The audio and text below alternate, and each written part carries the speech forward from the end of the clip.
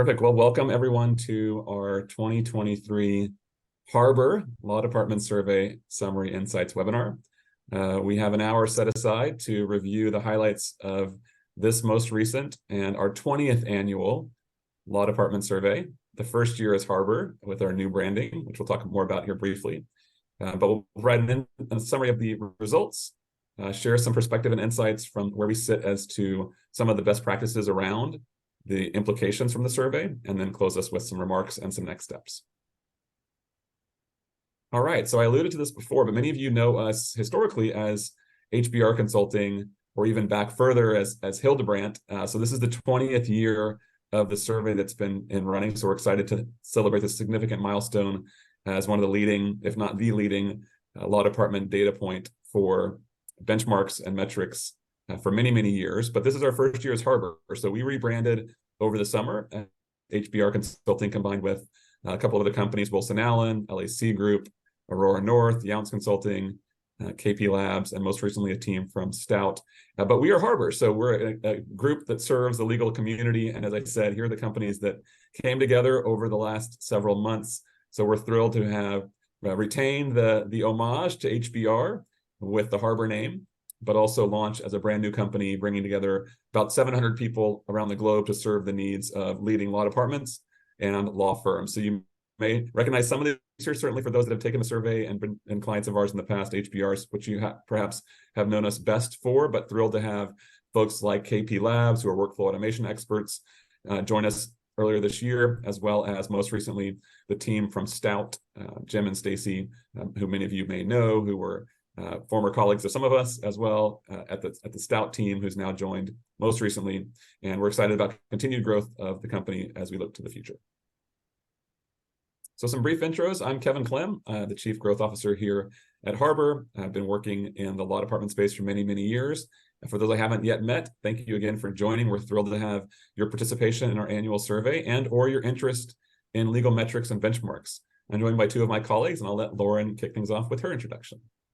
Thanks, Kevin. Hello, everyone. Lauren Chung, Chief Practice Officer and the Strategy and Transformation Practice Group Leader here at Harbor. I started actually 20 years ago under the Hildebrandt name, and I don't think I ever imagined that we would be celebrating 20 years of the survey. And so pleased that so many of you have supported the survey over the years and participating in today's session to talk a little bit more about what we're seeing happening in the market. Thank you again for joining and looking forward to today's session. Jamie. Thanks, Lauren. Hi, everyone. I'm Jamie Wilchin. I'm a director with Harbor in our strategy and transformation practice. I'm focused on working with both corporate law departments as well as law firms on everything legal operations related, and also partner with Lauren on running our annual benchmarking survey. With that, I'll turn it over to Lauren for a little bit more history and background about the survey. Thanks, Jamie. So 20 years, it's a long time. And we're really proud that we've been able to serve as the leading source of benchmarking data in the industry. As you know, we've kind of grown over the years and really tried to keep true to making sure that we're bringing quality data across staffing, spending, process, technology, as well as compensation for the legal industry. We have 170 participants in this year's survey and covering about 15 different industry groups. So we'll be talking about the law department metrics portion of the survey and not touching compensation. But if you do have questions regarding the compensation data, please do not hesitate to reach out to us. So the participant profile, 170 companies. So we typically have kind of the larger companies represented in our participant base. So the $14.4 billion is the median revenue of our median company. And then that median company has about 16,000 employees in the organization. And then you can see across the industries represented, technology about 20%, but a pretty good distribution across the other industries that we have highlighted that make up the 15. I want to give you a sense of how the survey data is represented in our portal. So we're going to be talking about the highlights, but what you're seeing here is kind of the portal access. If you choose to actually purchase access to the survey, you're getting this automated, this portal that gives you your ability to slice and dice the data across the different industry groups, revenue groups, other subgroups that are relevant to your peer group. And so what we try to do for participants is to give this data and then highlight the company's data compared to the peers. One thing I want to point out here is that we've added that Harbor maturity rating as part of the offering this year in the portal. So if you are a participant, you will see kind of how Harbor has assessed your maturity as a legal function in the portal as well. So again, some interesting data points there. Again, you can see multiple years to the extent that you are you've participated in past years, you'll see some of those differences and being able to toggle between year to year. So again, a pretty dynamic, great survey tool that's available for those who are interested in getting access to. I think we have over 400 different metrics in the data. I will just chime in really quickly here. There is one section that we're getting more and more interest in, especially in light of all the advancements around artificial intelligence, and that's a technology section highlighted right here. So this is an area that, back 20 years ago, we didn't have a ton of detail in the technology area, but we've added 15 different categories of technology, both from the perspective of what companies are focusing on from, are you implementing an AI solution? Are you implementing CLM? Are you implementing a workflow solution? And then within that data, diving down to say, what are the leading tools in terms of both market share and satisfaction? So a really robust set of data, as again, across 15 categories of technology, give you a sense of what are other companies doing around strategic initiatives around technology, and then more specifically, which technologies themselves have the most in terms of market share and satisfaction. So if those of you that are participants want a deeper dive there, that's an area that a lot of our clients are thinking about for 2024 and beyond, is laying out a technology roadmap. And we'll get more into that as we go through the survey results, but a pretty rich source, and probably one of the leading sources we feel for law department trends when it comes to actual technology usage is this now new refreshed portal for 2023. No, that's a great point. And we're not going to be getting into all the detailed technology vendors and data points that you were showing on the portal during this session. But again, great resource here in the portal that houses all of that. So please reach out if you'd like access. All right, let's move on. So we'd love to do a couple of polls as part of today's session, and it's a great way to get the group engaged. I know we're not able to see everyone participating, but we will have a couple of polls throughout the session to capture the pulse of the group and get a sense of some real data points here. So if you could go to the pollev.com Harbor 1600 site, then we'll be able to do some live polling throughout today's session. So again, you can scan the QR code or go to pollev.com/Harbor 1600. Looks like, actually, I put it up, Lauren, there's a poll that's currently being displayed that's slightly later in the deck. So just give it a second. It should refresh. Okay, so here's the one we actually wanted to start with. Is now being represented on the polling for those that scan the QR code or type that URL in. And again, if you need to have the QR code, it's there on the top right. You could scan that or type in pollev.com/HBR 1600. And then, okay, Lauren, we're all teed up and ready to go for the first polling question. So this polling question is just trying to get a good sense of the pulse of the group. So this is one word. It's going to create a word cloud, as you're seeing on the screen here, to just capture the sentiment of your department. How is the department feeling as we're approaching the year end and thinking about 2024? Challenged. So it's interesting. Challenge, concerns are kind of coming up. If you see a word there that resonates and you enter that word would get bigger in the word cloud. So busy is definitely a big one here. We've got kind of an interesting mix of some really optimistic, positive, and obviously balanced with some of the challenged, concerned, busy, challenged, energized. Ready. I like ready. I like ready. Yeah, that is a great one. So yeah, we're leading the witness here. Like now, ready is probably going to get another vote, and it'll grow larger. And the challenge is staying, and I think it's going to be really interesting because a lot of what we're going to talk about in today's webinar is going to be how law departments are managing challenges.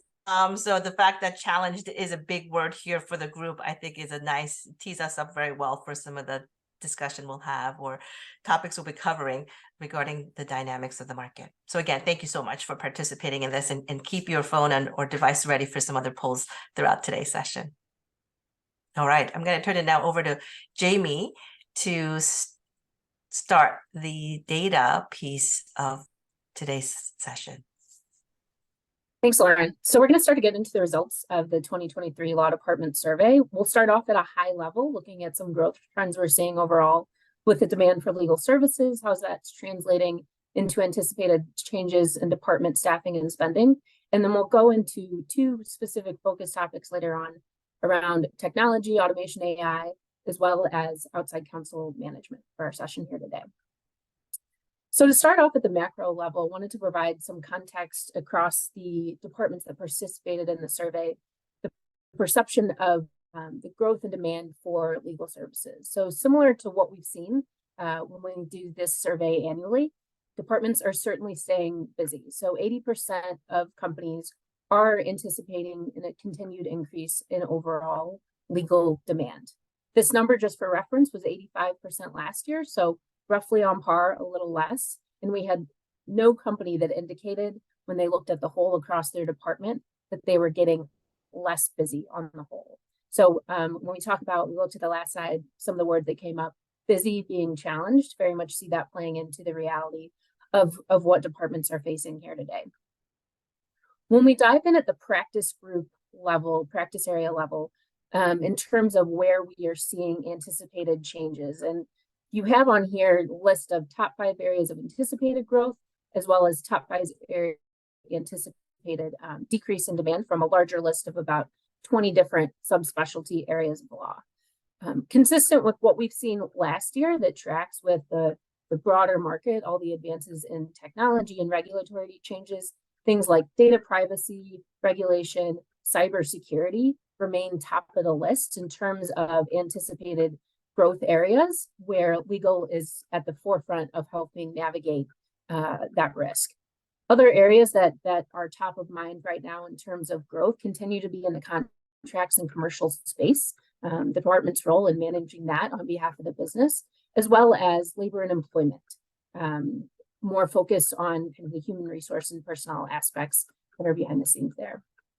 When we look at anticipated areas of decrease, you'll notice the percentage of companies is a lot smaller. So there's very few areas where departments are seeing a shrinking in demand. Some of the areas, though, which are likely industry specific and due to broader factors, so M&A, bankruptcy, are where we are seeing for some a decrease in demand, but overall theme is that departments are staying busy and anticipate that to continue for the foreseeable future.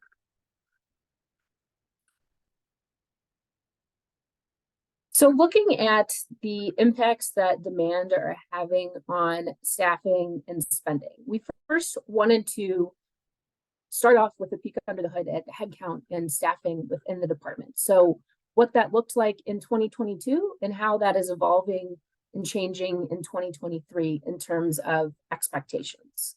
And the theme that we're seeing across the board here is despite the growth of the business, despite the increase in legal demand, teams are not growing at the same clip or same rate in terms of the headcount that they have to support those increased needs for the businesses.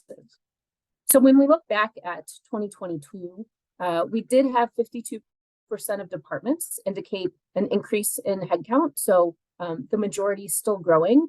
But on the flip side of that, we had about a third, which is a significant number compared to what we've seen in the past, indicated that headcount had actually shrunk during 2022. Focus more on the now. So we're seeing kind of tempered expectations in terms of when we look at increase in lawyer headcount. So the majority of departments falling within that no significant change, or in a small amount anticipating a slight decrease in their lawyer headcount. We're seeing a lot more stability and less growth when we look at things like support staff, legal operations, other law department professionals. So for the most part, investments in staffing there staying consistent despite, again, some of that increase in demand and the pressures that are being put on departments.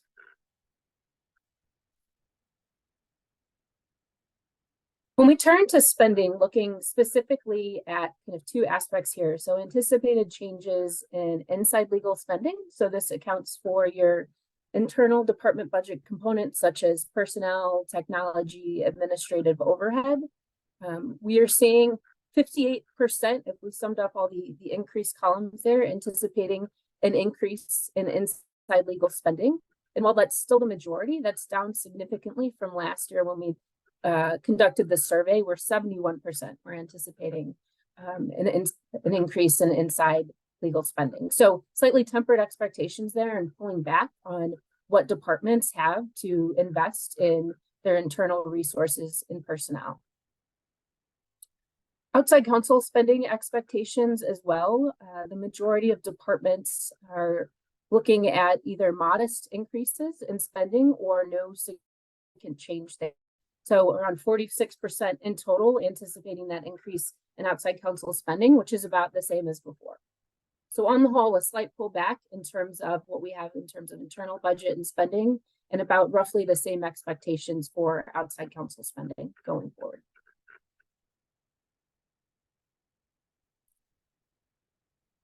So given that reality, kind of thinking about overall, there's increasing demand, limited kind of headcount resources that we're able to invest in, and roughly flat or even decreased spending that we're looking at. What are departments doing to handle the increasing work given those realities? So this is a question here we've asked year over year to get a sense of top methods where departments are focused on handling that increase in work. So the top of the list, and unfortunately, this one usually comes within the top three, but the reality is increasing the workload of existing resources for 46% of departments. It's just the nature of being with an in-house team and potentially limited resources in the broader economic environment.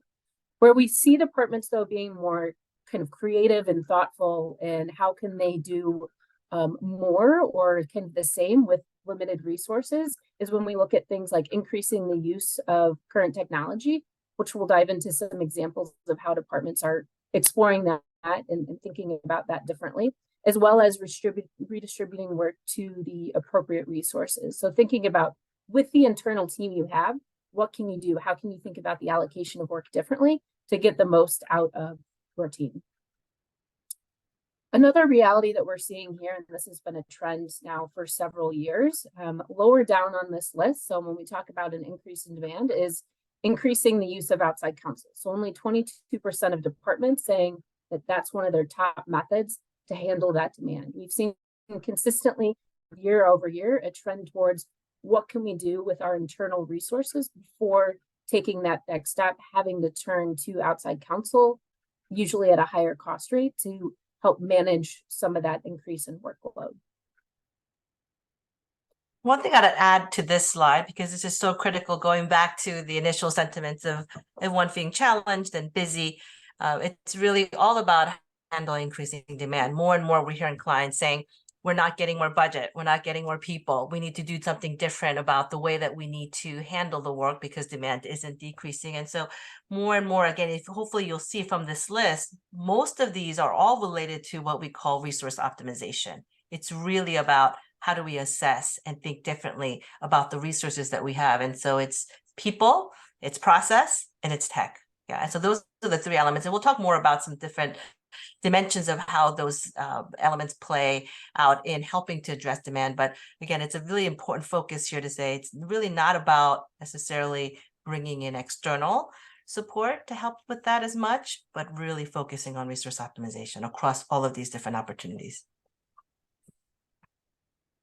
Excellent. So before we jump into some more specific findings around technology and outside counsel management, we did want to get a pulse from this audience on where you're at today from a hiring standpoint, and then we'll turn to spending as well. So for this first, go ahead. Jamie. So for this first question, we want to know, what is the current state of hiring for your department? Are you actively hiring? Are there freezes in place? And if business as usual, want to get a pulse of where people are at right now in Q4 heading into 2024. Just a quick housekeeping note here. I should this at the outset, but the vast majority of our 100 or so participants are law department team members, but there are some law firms and some other industry observers as well. So really here when we're doing the polling, especially around this, we're specifically looking for those of you that are in in-house law departments to respond. So if you're outside of that community, feel free just to, if you've already responded here, you could remove that so we have a real clear sense of what the in-house side of the hiring continuum is. That would be great. We welcome your other participation here. We're glad you're on, but for these actual polls, we're looking to try to get the pulse, current state from our law department participants and today's attendees. And we actually asked this question a year ago, heading into 2023 as well. So this will be interesting when we kind of compile the output of the polling to be able to see how this compared with prior years. I think this is actually a more positive result. I think there were more reduced or hiring freezes in place a year ago than this data suggests is right now. Compare that against prior years and be able to provide some insights after we conclude as well. So for this next question, we wanted to turn to department budgets for 2024, how those are looking compared to 2023 with what rough approximation on percentage difference.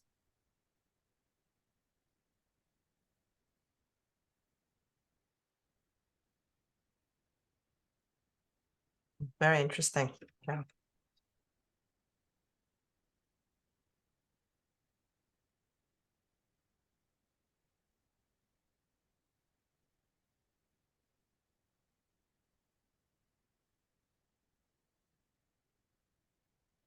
Not quite, but almost the definition of a bell curve here. Mhm.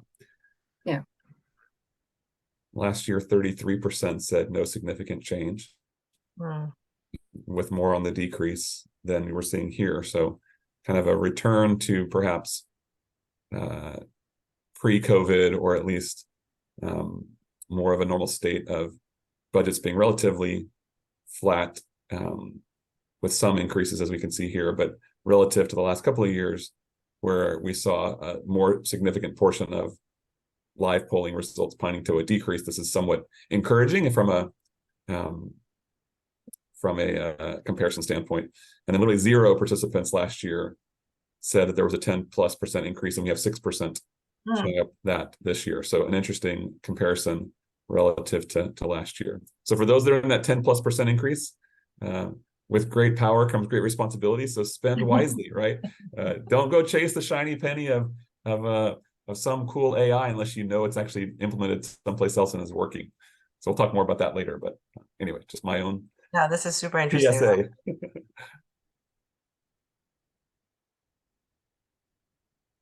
All right. So with that, we want to jump into our first focus topic on technology. And I think what we're seeing here, based on responses in the data, the reality of doing more or the same with what you have is probably going to be true for most. So technology is one of those areas that you can make an impact there. So let me go ahead and jump in there. Yeah. So one of the key takeaways from this year was more departments turning to technology to solve for that resourcing and demand equation there. So when we step back and think about technology within the law department, that planning process and determining what your investments are is critical to making sure you have the right path forward, especially with all the real-time changes in AI, other types of products out there to keep a pulse on the market. So this particular question we asked from a technology roadmap standpoint, what departments have in place. So one, do you have a roadmap? And the vast majority, with the exception of the 18%, do have something in place today, but what is the level of detail that's involved in that roadmap? So do you have a short-term roadmap that's essentially looking at the year ahead, defining what your immediate investments are, which is the case for 52% of departments? Or do you have that more strategic, longer-term, multi-year roadmap in place that looks over the next 3+ years, which is roughly around 30% of the departments saying that they have that in place today? In terms of investments in technology, so 51% of companies are anticipating an increase in systems for tech budgets. So even though there's not a wiggle room, a lot of wiggle room on the whole in terms of internal budgets, positive sign that at least a slight majority of departments have that ability to further invest from tech looking forward. When we look at technology adoption across kind of the legal ecosystem and the stack of what we call core technology, practice area technology, and emerging technology, we see relatively kind of consistent numbers of what we've seen in the prior. But when we look at the core of what legal has, so electronic billing, matter management, document management, reporting, and analytics, on average 70%, 75% of participants have that in place today. And especially within the larger departments, we're seeing near 100% kind of universal adoption in a lot of these areas as kind of core staples of the legal tech stack.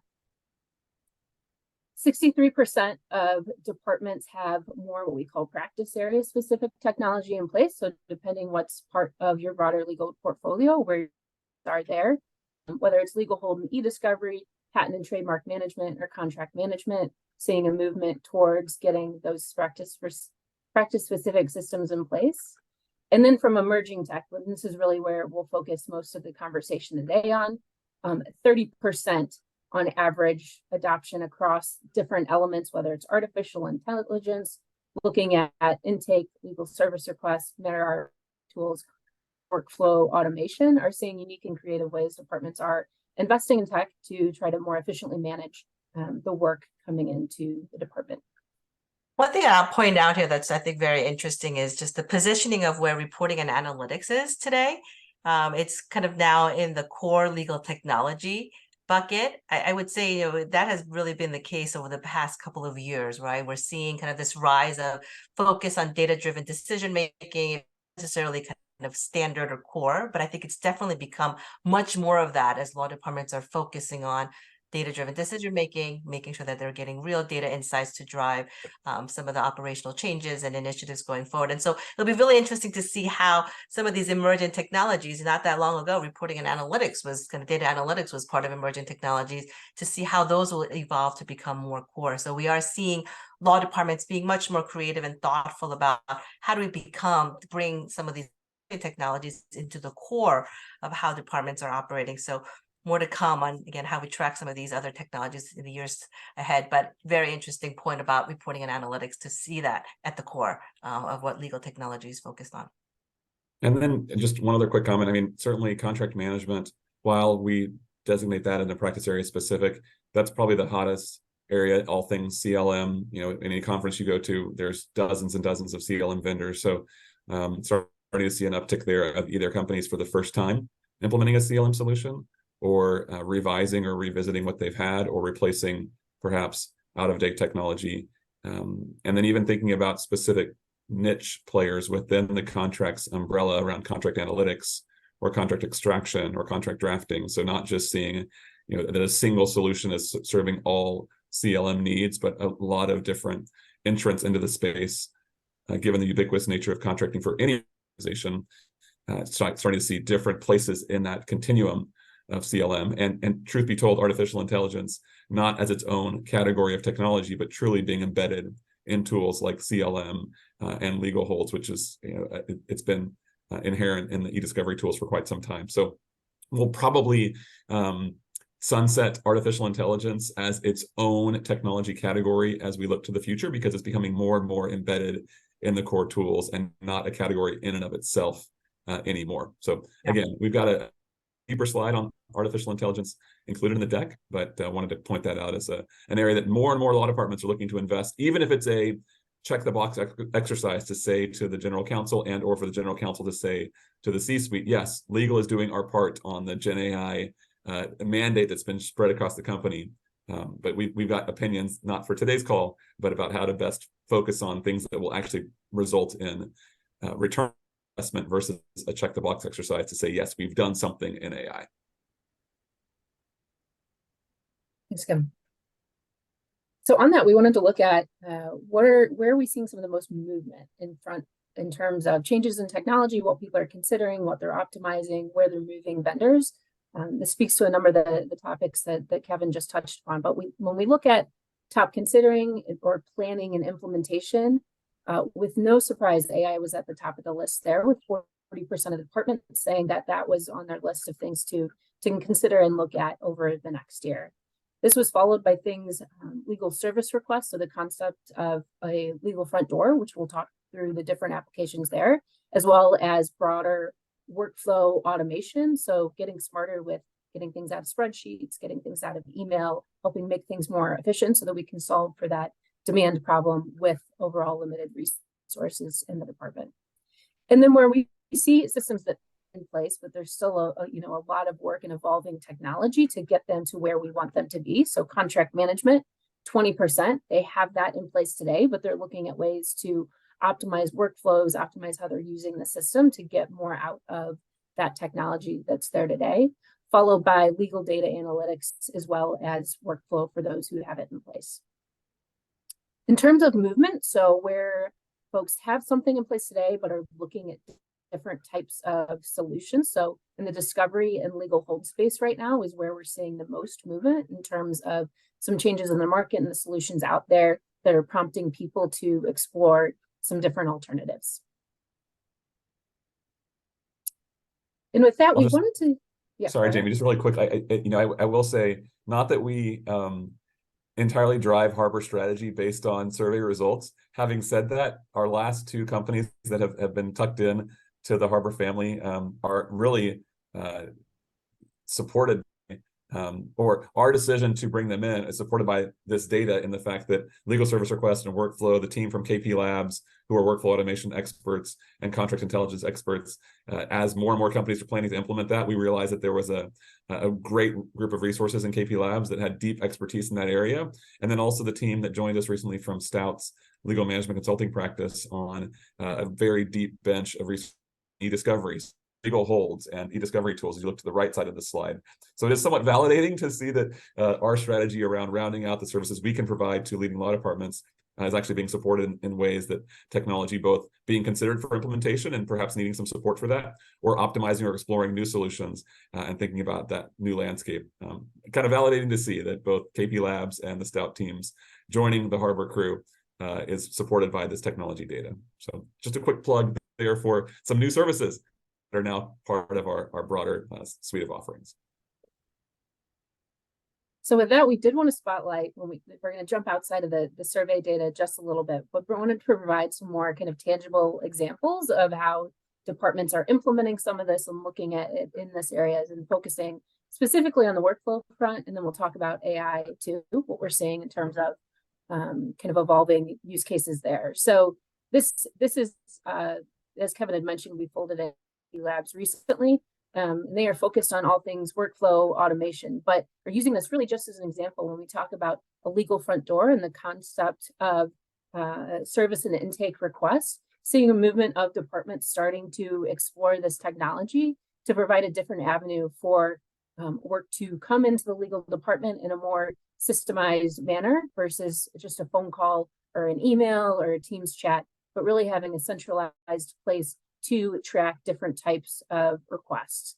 This here gives you an example of the reporting insights and transparency that can be provided into this type of technology, with really the benefit to the department of being able to see exactly where the demand is based on the type of work, and also the ability to track where things are kind of in the queue, where they're hung up with approvals versus having to rely on individuals to fully own some of that aspect of the workflow there. This gives you just, well, a lot of examples actually of different use cases that this workflow technology can be applied to. So anything that is back and forth on email, anything that's in spreadsheets, essentially there is likely opportunity to automate that in a workflow solution. We have seen use cases across a variety of different aspects within legal, looking from everything from new matter and vendor setup through various aspects of contract review and negotiation, and then a number of ad hoc workflows that different sub-legal teams are involved with as well. But really starting to think about and grow this type of technology as a hub for bringing in a systemized way a lot of different stakeholders to the legal department. And then finally, just a thing to amplify this is, as you can see, legal is certainly the place where often workflow automation can start, and members of this, those on this call and members of this this community are clearly in the legal ecosystem, but we've seen that workflow automation allows the legal department to become almost an evangelical tool to the rest of the organization and start to provide value beyond just being that department of no or slow, and helping to enable efficiency across other departments and even more broadly in the organization overall. So seeing workflow automation as a means to a broader impact that the law department can have to the enterprise overall. So a neat example here, and there are more examples to come as companies continue to push the envelope and think about different ways to reduce the amount of friction in how work is being performed within their law department and broadly their corporation. And the technology is there. It's there for the taking. With that, speaking of technology, I'm going to have to run to a session. Great to see everybody, Jamie and Lauren. I'll connect with you after the session, but I'm moderating a session at the Legal Tech Fund Summit on tech-powered litigation. So I will be running over to that, but great to see everybody. Thank you for hopping on, and I'll leave you in the very capable hands of Jamie and Lauren for the rest of today's session. All the best. Happy holidays, everybody. Thanks, Kevin. So a final comment just on the workflow piece, and then we'll look at AI. For many of those who maybe have not gone down this avenue of implementing workflow yet or looking at legal service requests, we'll say obviously this list can be overwhelming, but what we've seen in terms of success in rolling this out is starting small. So picking 1 or 2 use cases where you're going to get kind of the least resistance that are easy to bite off, and using those to demonstrate success. And really that serves as the catalyst for growing potentially a much larger kind of portfolio of types of requests that can be funneled into this type of technology. So the final topic we wanted to hit on is AI, just to provide a little more context. As I know everyone knows on this call, it's a rapidly evolving space, and much when we think over the next year plus in terms of the practical applications in legal. From an adoption standpoint, we're still seeing a small minority of departments actually venture into this technology. But as you can see from the other slides, a lot in that exploratory phase, understanding what's out in the market, what are the different use cases there. We've brought in here off to the left-hand side of this page. So within our survey, as Lauren had mentioned earlier, when we were demoing the portal, we do ask for vendors and the specific types of systems that are being used within each category. So wanted to provide you a snapshot of some of the names coming through in terms of for 2023 law department participants, what they have in place today in terms of AI. The majority of those today that are using AI tend to touch, whether it's the discovery space or the contract space, that's still the primary use case. But you can see off to the right here, a number of different areas that are emerging and the departments are exploring that are thinking about more advanced use of technology, and where the providers are rapidly investing in what they can provide in terms of generative AI solutions and other applications of that. So with that, we wanted to turn to some polling specifically on workflow, and then we'll jump into AI to understand from those on the call here today, which cases your department is either actively pursuing or is previously implemented, to give us some more kind of real-time examples of where this technology is being applied.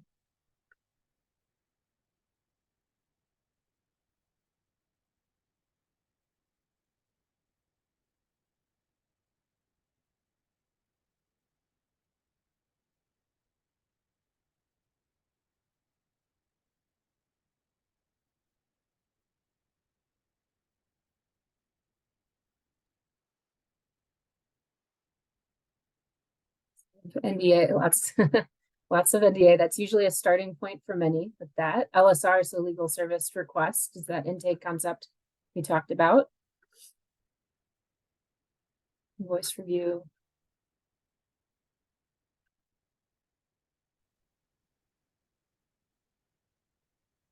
So going back to a easy first step, we do definitely find it as being a great way to start your workflow journey. So it's an easy, highly effective way to embark on the use of workflow to drive significant efficiency and great outcome. So good to see again, NDAs being a key piece here. Yeah, approval is a great one. A lot of these require approvals to the extent that multiple reviewers are involved in a process. Workflow works very well to support that.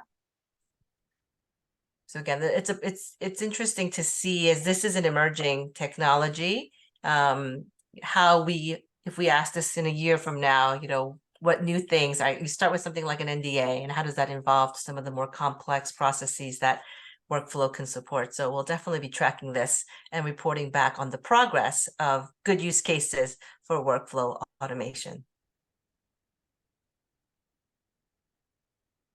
Great. All right, let's turn to AI now. So similar question in terms of where your department is actively potentially pursuing AI or has previously implemented technology in the space.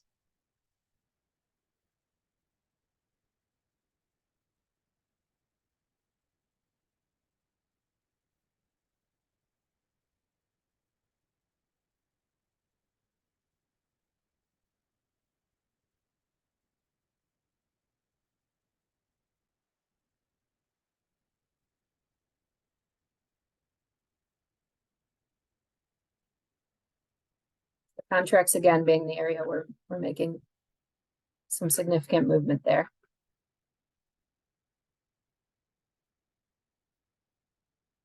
Outside counsel guideline compliance and voice review. We're seeing more providers start to enter that space there.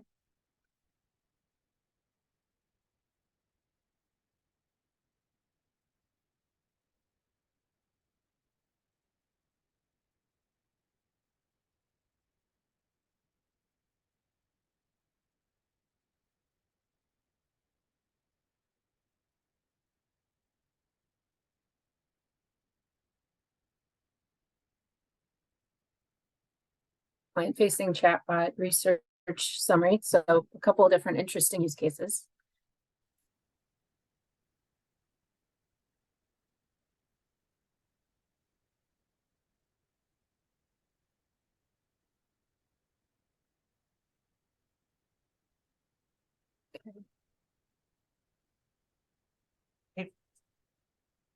Again, another area that we'll be tracking and reporting back on the progress. Everyone's wondering, what are AI use cases? I think we've seen some here, but this is going to definitely be a journey that we'll be tracking with our clients and the survey participants. So more to come here, but this is great data. Thank you. And we're very much in presentation mode here today, but as I think we mentioned earlier, in January, we're going to have industry-based sounding groups. So we'll definitely be digging into this more from a discussion base and have smaller groups to share exactly with some of these use cases, what they're doing and their experiences there. So looking forward to hearing about that in January. All right. So for our final focus topic, we wanted to hone in on outside counsel management, as we had looked earlier. So somewhat tempered expectations on, kind of a reduction in outside counsel spending or holding the same. So looking at some trends at how departments still are managing and interacting with their outside counsel partners. This question here is to get a pulse of where the top focus is in terms of outside counsel management priorities for the department. So consistent with what we saw last year, cost control was slightly in the lead there as being really the #1 reality in terms of having to manage outside counsel and think about the programs that need to put in place to drive efficiencies from a cost perspective. But we saw a significant uptick in firm use and selection strategy. So 40% of departments having that being a top priority this year versus 29% last year, and are seeing movement in thinking, the strategic thinking in terms of what type of firms you are bringing in for different types of use cases, and how can you structure your internal guidelines and programs to really strategically make sure the right partners are being brought in at the right time. We'll go through these next couple slides for a couple of these buckets. It's specifically what departments are doing and investing in. So when we talk about cost control measures, what are some of the top implemented or optimized initiatives that departments are focused on that impact the cost aspect here? So 83% have looked at having more consistent use of planning and budgeting in place today. And this is via a combination of one, the technology you have to capture and the data behind that to help inform budgets. Two, how you're partnering with your firms to get their input into that. And then two or three, a mentality change with the attorneys as well, getting them to see the value in these budgeting exercises to contribute to overall more disciplined cost management. We have 80% of departments that also indicated that they have intentionally looked at implementing AFAs. There's quite a wide spectrum in terms of adoption there. I think on average in this year's survey, we had about 15% of spend being the median that's running through alternative fee arrangements such as fixed fees, but have seen examples of departments who are really on the leading edge of this, look at as much as 80 to 90% of their work going through AFAs with large firm-based portfolios. So quite a variety in terms of the kind of level of risk appetite and where departments are pushing the envelope to continue to move away from the billable hour. One thing I'll say is that number is something that we have been tracking. So what percent of your total outside counsel spending is subject to alternative fees? And it's been kind of at the, single digit to 10% mark for several years. And this kind of 15%, I think, is showing actual real movement. So everyone always asks, how real is it, our AFAs? And what we say is there is movement. It's been slow, but it is happening. And I think the 15% is a notable number for sure that we're seeing into this year's survey. So I think this is going to definitely continue to be area of focus as we track this year over year. One other call out that's impacting cost control here, and this is where we did see a notable change from last year's survey results. So 70% of departments noted having structured annual rate review processes in place today versus 58% last year. We saw some very aggressive increases in terms of what firms have been asking for over the past couple of years coming out of COVID. So I would anticipate that heightened the emphasis of getting our arms around managing those annual rate review processes. And for those who have done this, really have shored up from a process perspective, the timeline in which that information is being submitted and also how it is being submitted to the department to make it easy on the legal operations team, your department leaders to the increases, understand how they compare, and go through that negotiation process in a structured manner versus at various points throughout the year or not having that discipline in place there. When we talk about the second kind of highest priority in terms of outside counsel management, so firm use and selection strategy, wanted to highlight a couple of different items, in place here today and what folks are focusing on next in terms of generation of how they are approaching firm selection. So obviously stricter use of internal guidelines. So putting in place more formal processes with your in-house attorneys and having processes for how and when firms are selected and potentially exception processes when you're going, for example, off panel is something that we're seeing departments move towards. We're also seeing looking outside of just your top AM law firms, where does it make sense to increase the use of regional or boutique firms or other types of lower cost providers where it makes sense given the risk and complexity profile of the work. And then the majority of departments, 53%, have indicated either or have in place and maybe optimizing some variation of a convergent and preferred provider panel in place, which we see as best practice and being kind of beneficial to most who have that there. In terms of planning initiatives, so again, a number focused on that preferred provider concept if they don't have it in place today. We also are seeing the use of competitive bidding in RFPs for individual matters or portfolios. So whether or not you have a panel in place today, there may be certain thresholds in which, in terms of matter spend or the type of risk associated, where it makes sense to go out and bid against a handful of firms to make sure that you're making the correct decision from an expertise and a cost perspective in that selection process.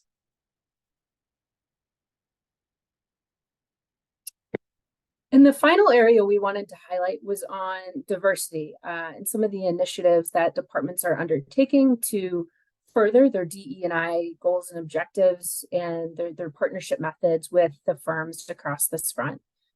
So in terms of what most departments have in place today, so to no surprise, incorporation of diversity information in to the RFP process, firm selection. That tends to be kind of the first stop in terms of starting to get that data to help inform decision making. But then we are seeing as well things like requiring annual submission of timekeeper diversity data and intentional engagement of certified minority and women-owned law firms, being other elements that departments are starting to fold into their programs and how they're approaching diversity with outside counsel. In terms of planning and in-progress initiatives, so there have been a handful of departments who have made public statements on intentional reduction in spending with firms who do not meet diversity expectations. That's the minority in terms of what's in place today, but there is a significant number, 27%, considering putting some type of expectations in place as to what that looks like to help the enforcement aspect and to reward those who are meeting the stated goals of the department. And then a number of things as well, a number of departments are still trying to get their arms around how they collect this data, how they use this data, in terms of how they can match it, not just to the firm general demographic profiles, but who is actually being staffed on your matters and how that is reflected in the outside counsel performance.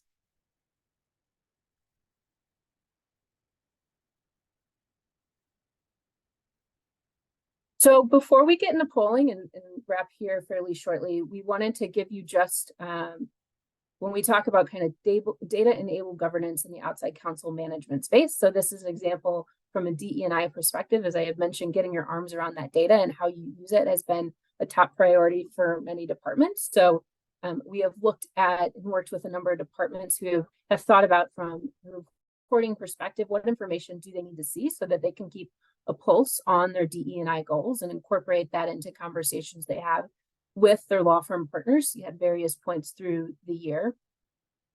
And the other place we've seen, I would say an evolution in reporting and data is on that rate review and request front. So rather than just having within your e-billing system an individual timekeeper rate coming up and approving that one by one, we've seen departments invest in broader analytics to really understand what are your internal benchmarks in terms of the types of the requests that are coming through and how are we segmenting this by whether it's, an annual inflationary increase, is it due to promotion or something else, so that we can get smarter about that negotiation process and think about what that right approach is to permitting rate requests and rate increases going forward. These two views go back to the early point about emerging technology and core technology and data analytics reporting being kind of key. These are two great examples of that. How are you as a legal department thinking about data, making that core to how you think about decision making and across a number of different areas? We're obviously showing this related to outside counsel dimensions, but again, there's so many different ways that you could be bringing in data as part of the reporting and analytics of the function. So again, if you have questions, don't hesitate to reach out to us, but we do see this as core element of running an effective legal operations and legal function. With that, we'll do some final polling before we wrap. So again, on the data theme, want to understand what specifically within the outside counsel management space, where are the gaps for your department today? So what type of data and metrics do you need that maybe you don't have currently to help more effectively enable the management of outside counsel?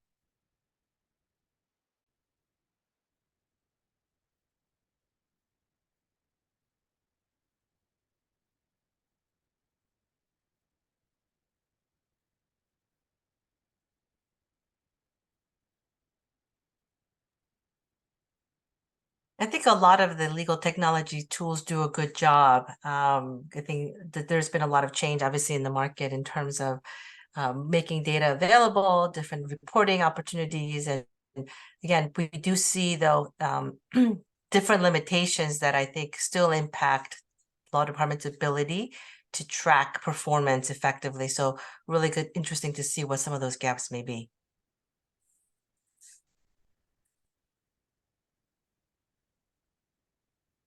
Mm-hmm.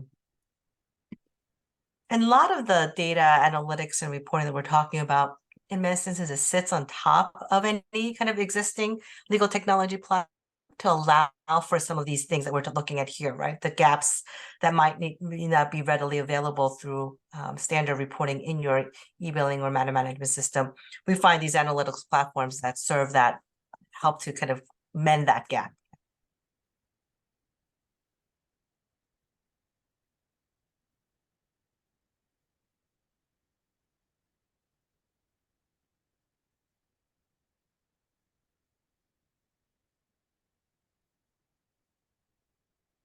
Yep.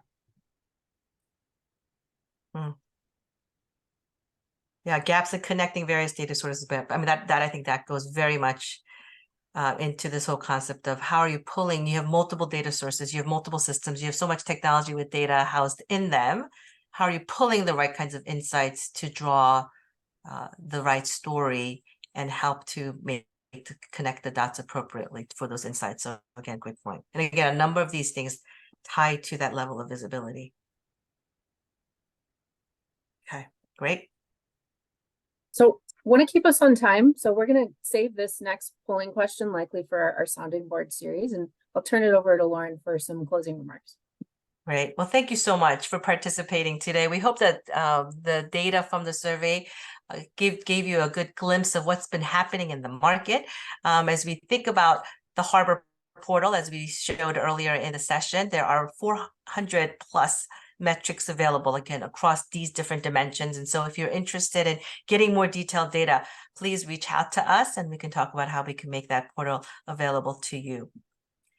As Jamie mentioned, we do have some exciting upcoming events. So if you are interested, we will be sending out invitations for our more industry-focused roundtable discussions in January. Again, this was really more of a presentation, but in January, we'd love to have smaller groups come together to discuss the trends, discuss the data, discuss best practices, and kind of bring that community together. So more to come on that. If you are interested in delving into any of the findings from the survey, we're always happy to have one-on-one conversations. So please reach out to us. And then if you are interested in any of our law department advisory services, if you're looking to drive operational efficiency of your department or trying to apply some of the trends that we talked about or findings that we talked about to your law department, please reach out to us and we'll be happy to share some perspective to help you on your journey.